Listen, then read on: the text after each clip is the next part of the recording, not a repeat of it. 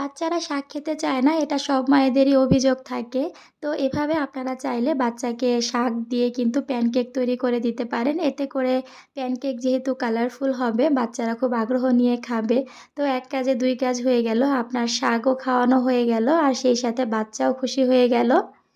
এখানে পালং শাকগুলোকে আমি একটু সেদ্ধ করে নিয়েছি, তারপর ব্লেন্ডারে ব্লেন্ড করে নিয়েছি। আর এখন এখানে অ্যাড করছি একটা কোয়েল পাখির ডিম। ১ম এ আমি একটা দিয়েছিলাম, পরে আরেকটা কোয়েল পাখির ডিম দিয়েছি।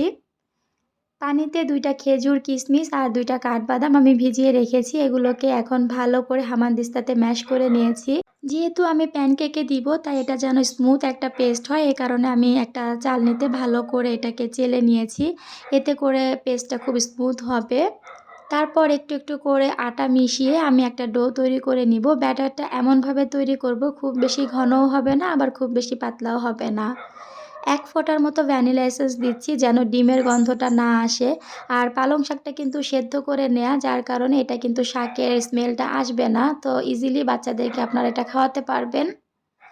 ৭ মাসের পর থেকে বাচ্চাকে ইজিলি এই খাবারটা দিতে পারেন। তো এই যে ব্যাটারটা হয়ে যাওয়ার পর আমি কড়াইতে ঘি দিয়ে এখন ভালো করে প্যানকেকগুলোকে বানিয়ে নিচ্ছি।